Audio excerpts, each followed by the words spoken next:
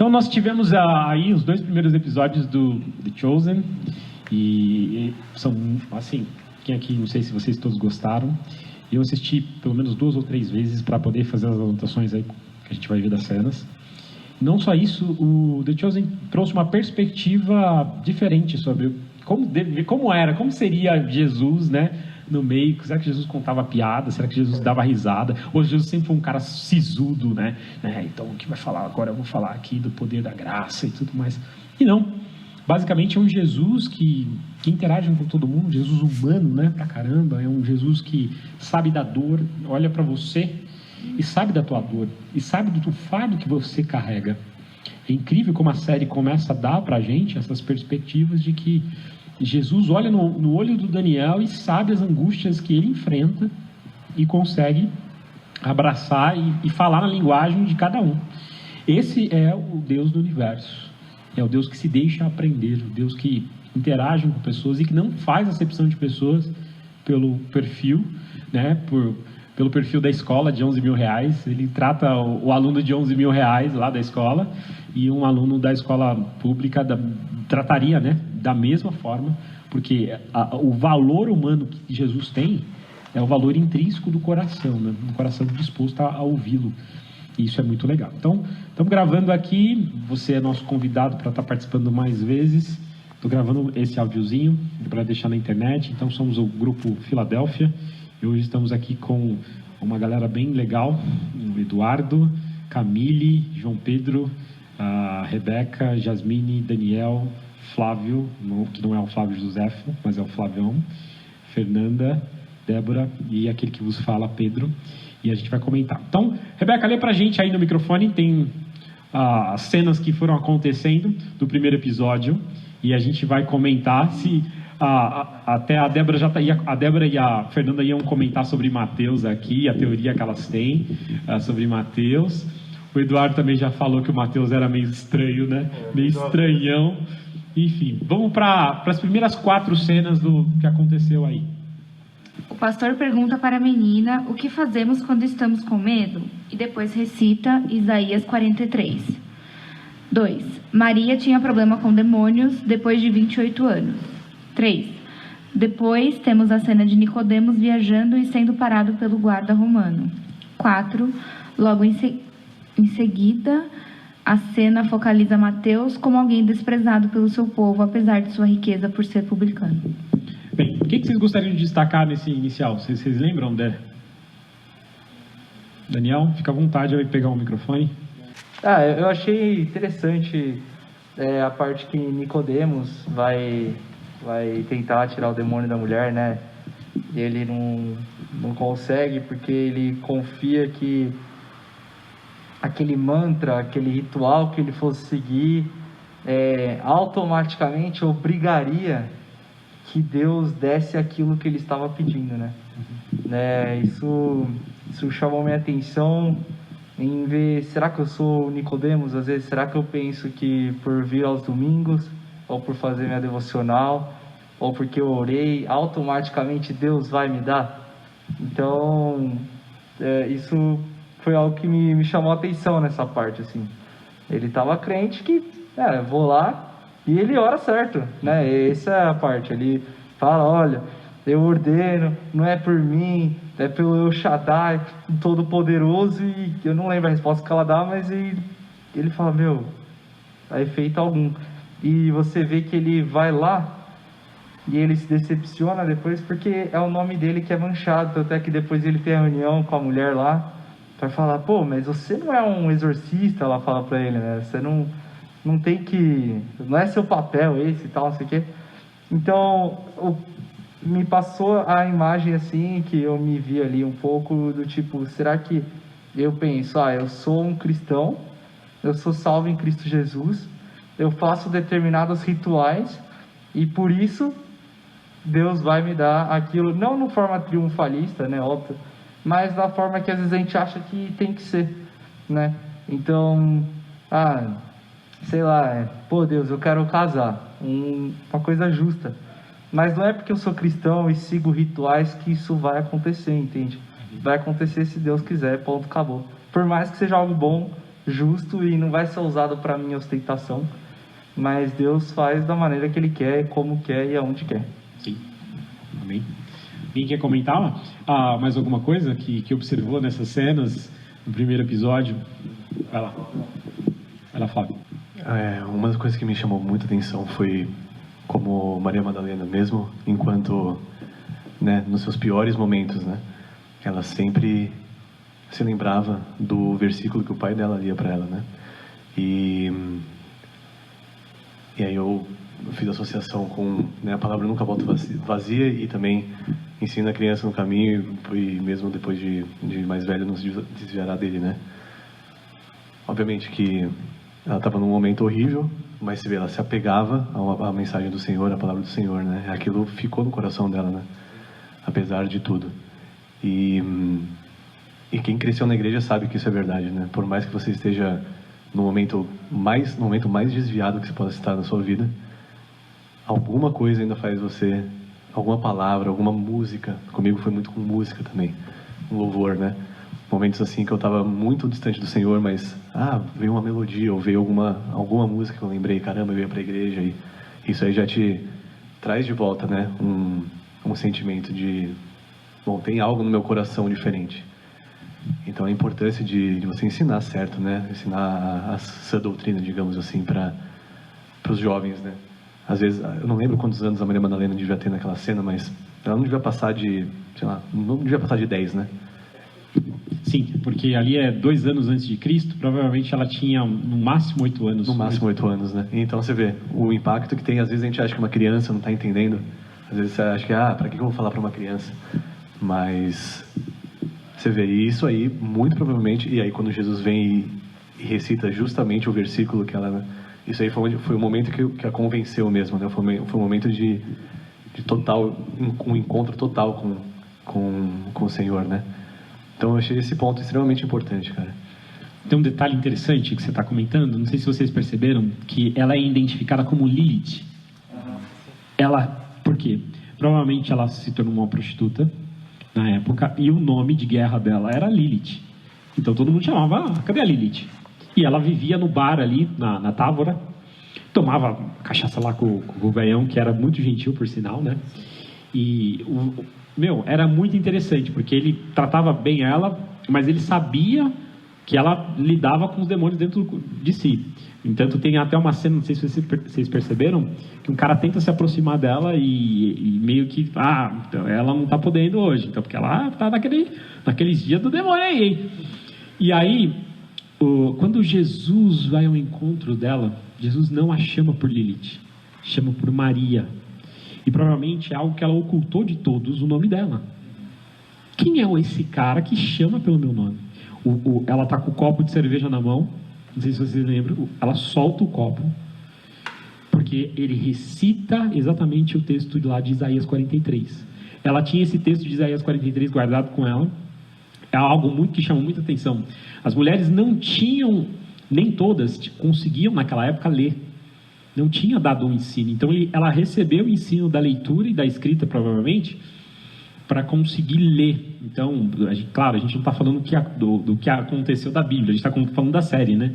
Mas fazendo um paralelo da Bíblia, e ela tinha acesso àquele filetinho daquele versículo, né, de Isaías 43, e nos momentos mais difíceis, ela pegava ali e lia, para tentar ver se estava mais próximo de Deus, ou de alguma forma ela tentava buscar a Deus através daquele textinho. E eu fiquei pensando, cara, eu tenho a Bíblia toda na minha mão. Nós temos a Bíblia toda. E ela se apegava em um único texto da palavra de Deus, que era recortado, porque eles não tinham, só os rabinos que tinham grandes porções, tinham a Torá, tinham os profetas, o Antigo Testamento inteiro, né? Então ela pegou um filetezinho de versículo para se apegar àquilo que, não só uma questão emocional que você disse, né, Flávio? De lembrar o tempo que ela celebrou o Shabá com antigo, mas também lembrar dos ensinamentos que receberam, né? Então isso é lindo perceber. Mas alguém quer ver? Vai falar aí. Eduardo. Só a parte de que a Maria estava passando pelos problemas dela, enfim. E Nicodemos chega lá para exorcizar e tal, não sei o que lá, e vai embora, e ela fala, não tenho medo de você, e ele simplesmente sai fora e fala, mano, tipo, eu sei tudo, mas ao mesmo tempo não adiantou de nada. E ele até fala, tipo, o que ela precisa não é algo da gente, é algo divino, é algo de Deus, para resolver esse problema. E justamente ela vai tentar se matar, mas ela não consegue porque passa um pássaro lá e, enfim. E é só para mostrar que tem coisas que não depende da gente. Isso depende de Deus e a ajuda vem dele, né? Não adianta a gente ficar se desdobrando, tentando achar soluções que nem ela vai lá no bar e o cara, não, toma uma garrafa inteira que vai dar tudo certo, mas e depois? Vai voltar a mesma coisa e... Então é só para mostrar que a gente não é nada sem a glória dele. Mas alguém destacar alguma coisa nessas cenas iniciais? Deixa eu ler pra gente, Rê, bastante das cenas que vai se desenvolver. A narrativa volta a enfocar Nicodemos em uma reunião rabínica fazendo o questionamento sobre a pesca no sábado em Cafarnaum, quando é interrompido por um centurião romano para que resolva um problema no Distrito Vermelho. É muito interessante isso, só para pontuar. Vocês lembram? Essa cena é interessante porque ele tem que resolver o BO do demônio, né? Tá acontecendo um BO lá no Distrito Vermelho. O Distrito Vermelho provavelmente é um lugar que os rabínicos e os fariseus não iam, até para não se contaminar com os impuros, né? Então ele ter que sair do lugar dele para poder atender uma necessidade e ainda ter que atender essa necessidade por uma inquisição romana, para ele é uma ofensa. Eu tenho que sair daqui da minha sinagoga para ir atender uma mulher ainda, no Distrito Vermelho, cara. Faça seu trabalho. Faça seu trabalho, é muito interessante isso. Continua pra gente. A narrativa mostra o ambiente hostil que Mateus enfrentava diante de seu emprego. Vamos falar um pouquinho do Mateus? Vocês gostaram do Mateus? Como diz meu pai, glúteos flácidos. Glúteos flácidos. O Mateus é uma perspectiva muito interessante, né? É um rapaz jovem, mas ao mesmo tempo, o que está faltando na vida de Mateus? Se o que estava faltando na vida de Maria era estar livre desses demônios e, como bem o Eduardo colocou, de Nicodemos, se deparar que existem coisas que ele sabe, mas ele não consegue resolver, no caso de Mateus eu estou sozinho nesse mundo, ninguém gosta de mim. A grande questão que muitos de nós nos pegamos, né? Não há alguém que eu possa compartilhar. Não sei se vocês lembram, no segundo episódio, no Shabá, ele vai comer o Shabá dele com o cão, com o cachorro, porque ele não tem lugar para poder... o centurião romano chega a dizer para ele, teu pai diz que não tem mais filho depois que eu segui como coletor de impostos. O coletor de impostos, vocês devem já ter lembrado da Bíblia, né? Ele é aquele que era alguém dos judeus que ficava responsável por pegar o dinheiro dos caras e entregar para Roma. Então ele era visto com os judeus um cara traidor, um Zé Ruela, um sem vergonha que está sacaneando a gente. E ele também era visto pelos romanos como uma plebezinha, gente ralé que está trabalhando para a gente. Então ele era maltratado pelos romanos e pelos próprios judeus. Então era uma situação difícil. Então tenta se colocar E Mateus tinha casa boa, ele tinha comida boa, ele tinha roupa, mostra a cena, e ele está com um monte de sandália. Ele escolhe 2 sandálias, porque ele também tem toque, né? Vocês perceberam? O Mateus não podia botar nada, assim, ele já ficava, né, meio todo fresquinho, né? E Mateus é alguém muito hábil para contabilidade. Ele já fazia o cálculo aqui matemático, né? E tal, ele gostava das coisas exatas. E uma das coisas que acontece, a Rê vai continuar lendo, mas que ele olha para Pedro e fala, esse cara tá mentindo. Esse cara é mentiroso, porque Pedro tem que fazer o pagamento, né, e tudo. Enfim, continua pra gente, Rê. No Distrito Vermelho, Nicodemos concorda com relutância em atender a mulher endemoniada a pedido do centurião. De repente, Pedro aparece brigando por dinheiro justamente com seu irmão André, e na iminência do sábado, Pedro decide pescar para recuperar o que perdeu. Ou seja, Pedro também agora é introduzido como um personagem carente, né? O que Pedro buscava? Alguém conseguiu perceber o que Pedro buscava dentro da trama? Se Maria Madalena buscava um tipo de livramento, o Mateus buscava ser aceito, né, pela sociedade, e Nicodemos buscava compreender as coisas e os mistérios de Deus. O que Pedro buscava? Vocês lembram? Ele buscava dinheiro. O que mais?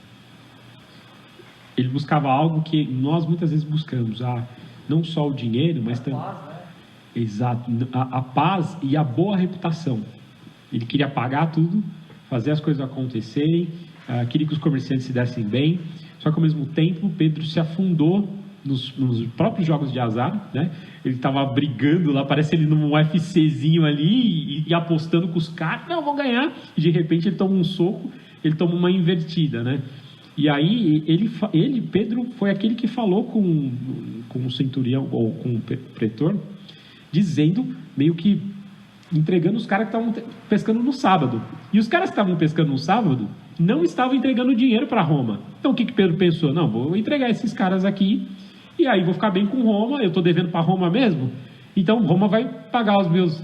E de fato isso acontece, né? Com o Quintus, aquele carequinha que fala com Mateus, né? E Mateus foi confrontar Quintus. Mas continua lendo para a gente, Rê. Nicodemos fica abalado por não conseguir expulsar o demônio da mulher. Pedro chega em casa cansado no sábado, depois de não ter pescado nada, e é confrontado por sua esposa.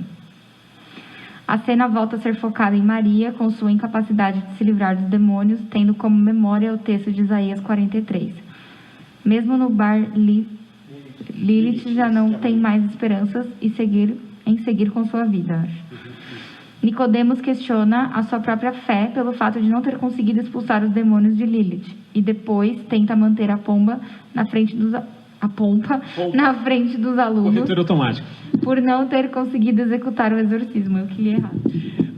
Mas é importante você ver 4 pessoas diferentes tendo que se deparar com suas dificuldades em contextos diferentes. E Jesus vai mudar a vida dos 4. É o que Jesus faz com a gente. Ele sabe onde cada calo aperta para cada um de nós. Ele sabe a angústia de cada um de nós no nosso coração. Ele sabe exatamente o que você busca, o que você tentou buscar até hoje e talvez não tenha conseguido buscar. Jesus é aquele que, por mais incrível que pareça essa história, e eu comecei a chorar lá no meu quarto, fiquei meio assim, choroso, a Vanessa estava passando, do tipo assim, já veio aqui. O que está acontecendo? Nada, tudo bem, estou aqui assistindo. Porque na primeira cena que Jesus aparece, nos 2 episódios, melhor dizendo, ele sempre aparece no final, né? Na primeira ele aparece falando com Maria, né? No bar, e ele põe a mão sobre a mão de Maria e diz para ela: não beba isso não é para você. É que quando a gente não consegue ter aquilo que a gente gostaria de ter, as nossas frustrações vão para a bebida, vão para pornografia, vão para compras excessivas, vão para comida, vão para amizades, dormir, tristeza profunda, para futilidade, entretenimento. A gente é capaz de gastar talvez 2, 3 dias no entretenimento para tentar esquecer da nossa vida que a gente está vivendo. E é basicamente, quando Jesus coloca a mão sobre Maria, ele está dizendo: isso não é para você. É como se Jesus estivesse falando para mim, né? Pedro, quando você se frustra de não ter aquilo que você gostaria de ter, e você se frustra nessas coisas, sabe que essas coisas não são para você.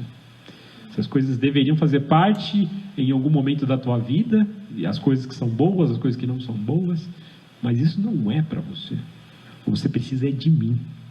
Você precisa buscar em mim. Então, é muito impactante esse toque de Jesus, essa presença de Jesus.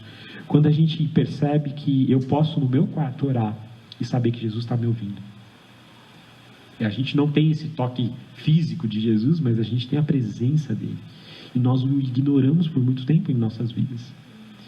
A gente queria, né, se estivesse no lugar de Maria, poder saber o que aconteceu com ela e poder olhar nos olhos de Jesus, mas nós temos o privilégio de ter Jesus em nossas vidas. Continua para a gente. Alguém quer comentar alguma coisa sobre o que a gente está conversando? Por favor. Uma coisa que também me chama a atenção é o fato de que Maria sofre muito, né? Imagina, a vida dela era um verdadeiro inferno, né? Ela convivia com demônios. Mas eu fico pensando, né? Quanto tempo ela demorou para encontrar Cristo. E o que eu vou falar agora é mais filosófico e teológico, não tem base bíblica para isso, mas uma vez eu vi um pastor falando que ele pensa assim, né? Não é teológico, vou repetir de novo, mas que de repente Deus salva alguns, né, mais cedo, porque sabe a proporção do mal que essa pessoa pode fazer, né? Então eu fico olhando, eu sempre fui firme na igreja, né? E isso não é mérito meu. E que nem tomar liberdade, como o Flávio contou alguns minutos atrás, ele teve um desvio, né? E eu fico pensando como a graça de Deus é abundante em minha vida. E provavelmente porque Ele sabe a destruição que eu poderia fazer, o mal que eu poderia causar, se eu não tivesse nascido com a família que eu tenho, com pais, uma família totalmente estruturada, pais excelentes, firmes, que encucaram, como diz lá em Êxodo, né, a palavra de Deus em minha vida. E eu fico pensando, se eu tivesse um pouquinho menos, como Daniel estaria, né? Se eu estudei 1 ano de teologia, nossa, tantas coisas assim, e nada disso firma o homem, senão a graça salvadora de Deus, né, Jesus Cristo. Eu não estou falando que as ações, mas Deus opera através dessas ações também. Então, eu fico olhando que Maria, por exemplo, ela não se mata, né? Apesar da vida dela estar horrível, claro que ela é pecadora, ela tenta buscar alívio na bebida, não estou falando que ela é santa, mas apesar dos sofrimentos, eu acho que Maria tem uma vida melhor do que eu teria se eu não tivesse sido encontrado por Cristo tão novo, sabe? Amém. Eu faço essa reflexão sempre, Daniel, essa que você fez, do tipo, eu brincava com colegas assim lá de Ouro Fino, e quando eu vou para Ouro Fino visitar a minha galera, cara, eu vejo que a galera que não quis levar Deus a sério está colhendo assim frutos errados da vida. Um cara está preso, outro cara se desviou mesmo e está longe, outro morreu porque foi tentar assaltar uma padaria e trocou tiro. Aí eu fico me perguntando, caramba Deus, por que eu? E não, por que o Senhor me escolheu, pensando do ponto de vista de que Deus já sabe, né, das nossas ações e também pela sua própria escolha, mas por que o Senhor me escolheu? Eu não sou melhor do que eles, não. Eu poderia estar me perdendo. A ideia é basicamente isso, né? Jesus vai ao encontro de Maria, como ele vai ao encontro de Pedro, como ele vai ao encontro de Nicodemos. É muito interessante esse agir de Deus nas nossas vidas, Daniel, muito bem colocado. Se você tem o privilégio de ter conhecido a Cristo, é porque de fato ele se apresentou a você. A gente não para pensar sobre isso. A gente acha que em algum momento a gente decidiu refletir, deixa eu ver, eu acho que eu vou seguir a religião cristã. Não. Antes de você imaginar sobre isso, Deus já tinha preparado algo. É o que Paulo vai escrever em Efésios capítulo 1, que antes da fundação do mundo ele já nos amava. Nos predestinou para sermos conforme a imagem do seu Filho. Então, a gente perceber essa ação de Deus indo ao nosso encontro, que nenhuma resposta nossa vai desviar o foco, mas que no momento certo ele vai chegar até nós, é algo muito importante para que a gente tenha o nosso testemunho diante de Deus, de saber que a gente é dele. E o nome do primeiro episódio é, vocês lembram? Caminho? Não. Te chamei pelo nome. Exatamente para enfocar de que Jesus chama Maria pelo nome dela. O nome dela não era Maria, era Lilith ali, né? Que ela estava assim, nome de guerra. Para a gente terminar, Rebeca, lê aí para a gente. Angustiada, Lilith tenta se jogar do precipício, porém foi dispersada por um pássaro no céu. Perdidos, Pedro e André tentam bolar um plano para não perder o barco por não conseguir pagar os impostos da época. Eles se deparam com as contas e com o publicano Mateus. Pedro acaba inventando que tem um crédito na praça, o que faz com que eles se sintam mais pressionados por causa da dívida. Na verdade, Pedro tinha interesse em contar para o soldado romano que havia pescadores trabalhando no sábado e que esse dinheiro não entrava na conta. Por fim, Maria, que volta da frustrada tentativa de suicídio, tenta afogar sua angústia no álcool, porém Jesus foi a seu encontro e a chamou pelo nome e recitou o profeta Isaías 43. É lindo. A gente não vê o desenrolar da história de Pedro aí nesse primeiro episódio, mas Pedro é tipo do cara que ele sempre está dando um jeitinho na vida. Ele está enrolando a mulher dele, a Eden, né? Eden. Nunca vi uma mulher com esse nome, Eden. Tem alguém? Você conhece alguém? Não conheço. Mas a Eden é uma mulher santa. Ela só está pedindo para ele chegar, não ficar passando muito tempo à noite, né, trabalhar e trazer o peixe, mas ela está começando a perceber que o marido está inventando um monte de coisa. Não trouxe o peixe da semana, não vendeu para os comerciantes. Pedro está chegando, não fala nada para ela o que está acontecendo, e ela está pressionando. E André, irmão de Pedro, é um cara mais equilibrado do que Pedro. Pedro é um cara que vai fazendo as coisas pelo rumo. André não, André, cara, a gente tem que pensar sobre o que a gente vai fazer, como é que a gente vai recuperar o barco. O barco é nosso, a gente está devendo para o imposto romano, como é que a gente vai fazer? E Pedro mais ou menos assim, não, deixa que eu dou um jeito. Deixa que eu dou um jeito. E ele realmente vai contar pro cara lá que está com esse problema do sábado. Eles têm essa questão rigorosa, né, de não pescar no sábado. E o sábado a gente precisa entender que ele começa à tarde, mais ou menos umas 6h35, 36, quando a primeira estrela, na sexta-feira à tarde, quando a primeira estrela aparece no céu, já é o início do sábado judeu. E termina no sábado à tarde, né? No sábado, mais ou menos umas 6 horas da tarde, termina o sábado do judeu. Então é uma prática de não trabalhar, de não fazer nada, é o descanso eterno que eles têm, essa prática. E aí Pedro está quebrando essa prática, porque ele quer arrumar, primeiro, um trabalho extra para conseguir pagar as contas do barco, que é ficar vendo o que os comercializantes estão fazendo, né?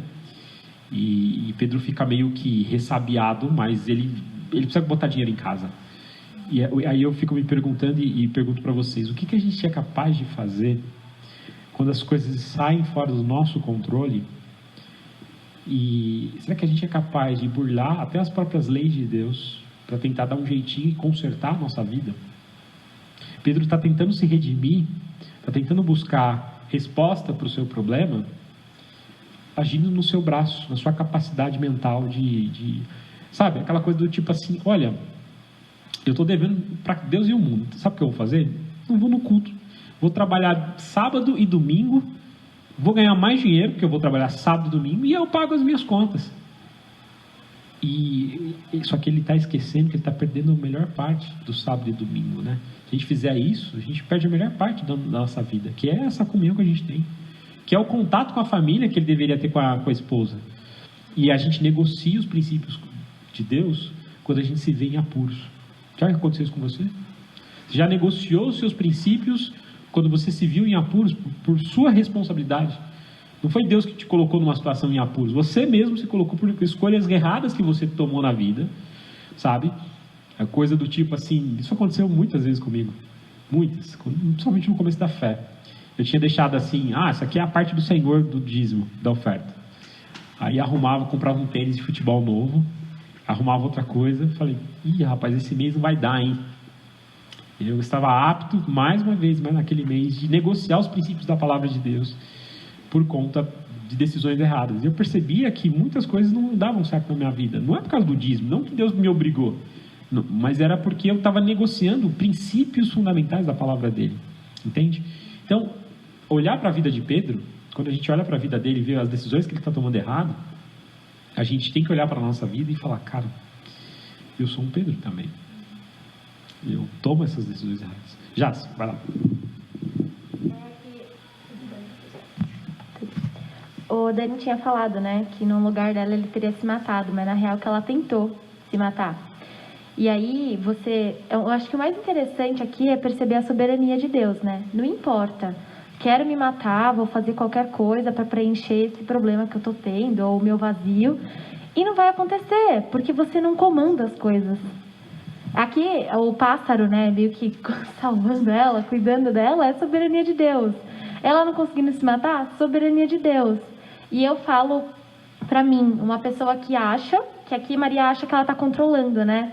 Ela acha que ela vai se matar e ela acha que ela vai acabar com aquele problema que ela tá tendo, aqueles demônios. Mas ela não vai, porque ela não é soberana. E aí, para uma pessoa que acha que controla as coisas, que eu já programei 2020, vou falar da pandemia, vou fazer isso, vou fazer aquilo, minha vida vai virar. Peraí, que você não é Deus. Deus vem e mostra quem manda, né? Então eu trago aqui, eu lembrei da pandemia mesmo, de algo que a gente achou que ia planejar e que ia sair de um jeito, mas vem Deus e fala, não, quem manda sou eu. E eu vou mandar o Covid e vai todo mundo aprender com isso. Então, eu acho maravilhoso enxergar o quanto, graças a Deus, a gente não tem poder de nada. Eu sempre faço aquela analogia, né, de uma criancinha pequenininha tentando lutar com o pai e o pai, tipo, segurando a cabeça dela. Sabe que nem toca no pai? Exato, é a gente com Deus, sabe? Tipo, Deus comanda todas as coisas e vai permanecer comandando, não adianta o que você faça. O que pode acontecer é que você pode entender e ser trabalhado, ou pode não entender e continuar perturbado igual a Maria estava aqui, até se encontrar com aquele que comanda todas as coisas. Então, quando eu estou inquieta, eu falo, peraí, eu estou esquecendo daquilo que Deus é, né? Do atributo de Deus, um deles, da soberania. Então, olhando aqui, é simples assim, Deus estava cuidando de Maria e acabou. Ela não merecia, igual nenhum de nós aqui merecemos, mas Ele cuida e Ele faz, e graças a Deus por isso. Porque se fosse pelas nossas escolhas, nós estaríamos no inferno, né? Porque o nosso coração só quer o mal, essa é a verdade. Mas não, manda Cristo para tirar a gente disso.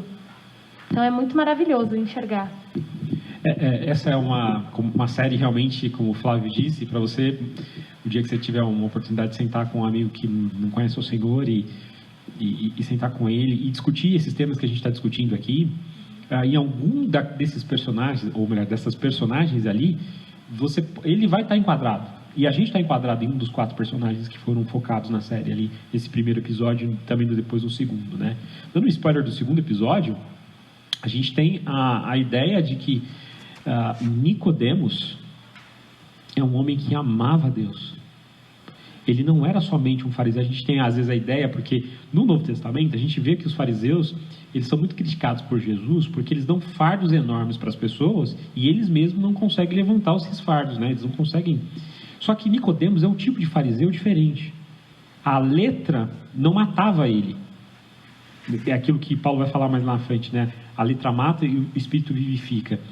Porque, de fato, Nicodemos olhava para a letra e via a beleza da palavra de Deus e conhecia e queria ter um relacionamento com esse próprio Deus. Ele não se deixou ser enredado pelas tradições humanas daquela época. No entanto, ele está conversando com a esposa dele. A esposa dele, não, você é um ótimo professor, o que você faz e tudo mais. E ele está no banquete do Shabá e ele está olhando um tapete bonito do tempo dos Asmoneus, há 200 anos atrás. E ele está percebendo, fazendo um comparativo do tipo assim, porque ele na cena anterior ele tinha falado com Lilith, ou melhor, Maria, e ele tinha visto a mudança em Maria, e ele viu, cara, isso aí não é obra de Deus, cara. E ele achou que era ele. Por quê?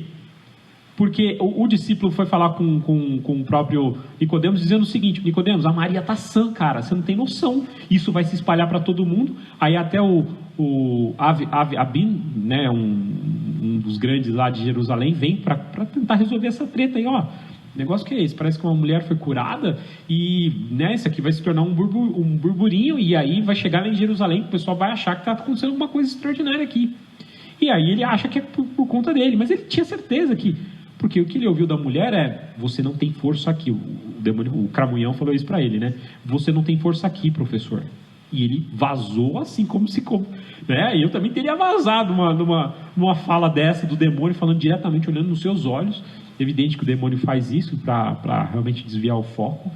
Mas ele sabia que, pô, mas peraí, ela está sã, eu não consegui concluir o negócio. E ele fala com ela. E quando ele fala com ela e vê que ela realmente ela está como se nada tivesse acontecido, ou seja, ela está sã. Não sei se vocês perceberam a cena.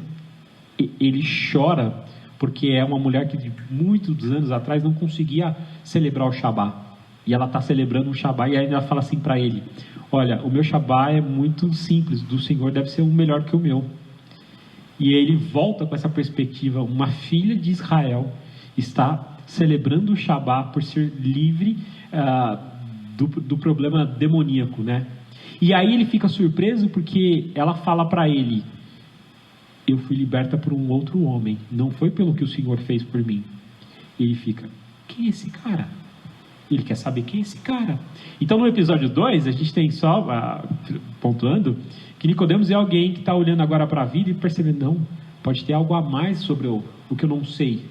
Tem coisas a mais que eu não sei e eu preciso descobrir. E isso inquieta alguém que é intelectual. Saber que nem você não sabe tudo.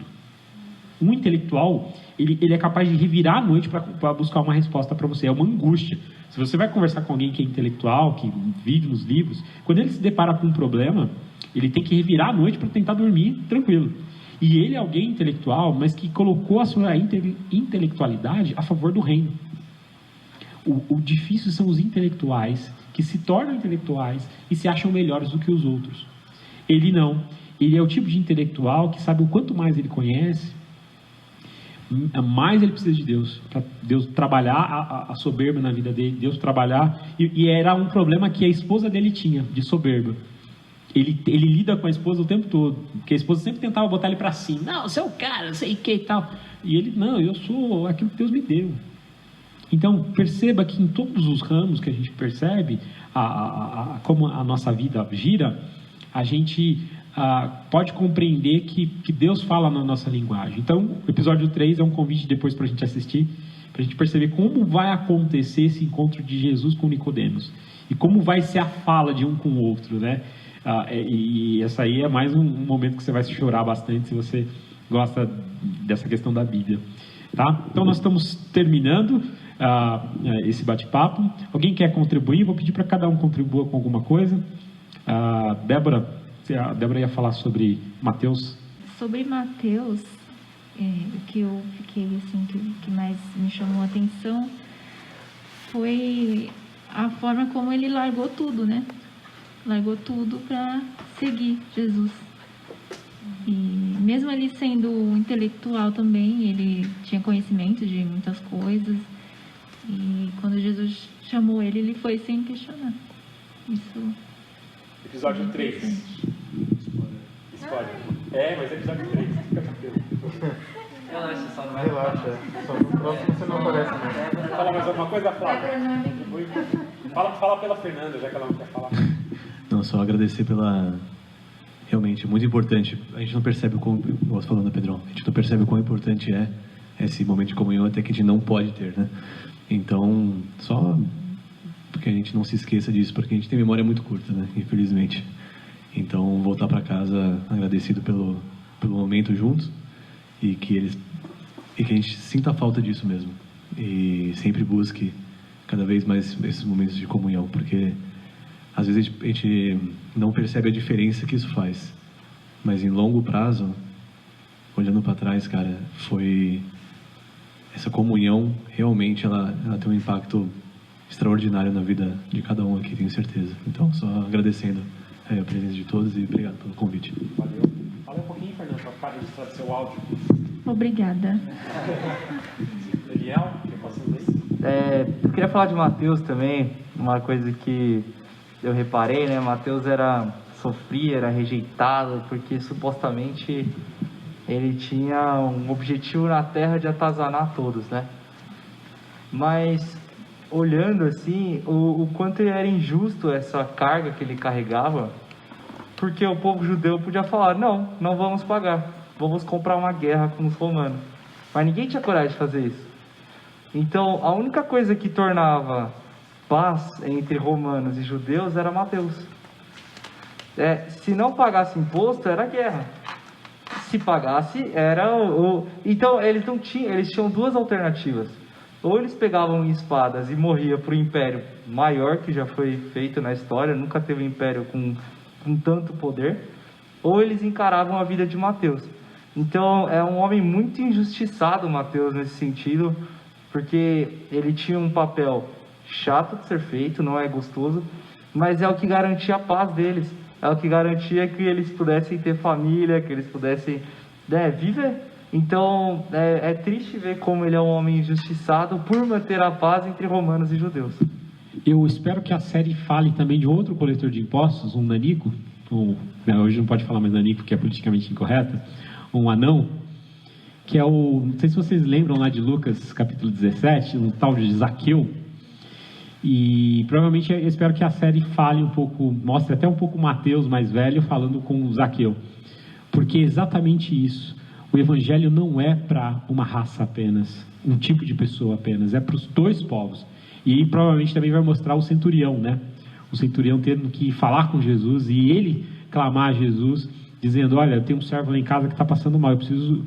Não, mas você não vai lá não. Se você falar daí, é conexão Wi-Fi a tua cura. Eu tenho certeza que é conexão Wi-Fi. 4G, 5G, tenho certeza. E é basicamente isso que acontece. Jesus cura à distância. Muito interessante. Diz Jaz, vai lá. Bom, graças a Deus por essas pessoas, né, que conseguem fazer esses vídeos para ficar mais fácil da gente falar de Jesus, porque ali fica bem claro e mostra um pouco da Bíblia. Ele não é fiel à Bíblia exatamente, que está ali, mas ele traz coisas que o Dani sempre diz, que ajudam até a entender algumas coisas que a Bíblia traz como referência. Então, é sensacional. Para nós cristãos, como o Flávio disse, né? É Silvio? Flávio mesmo, né?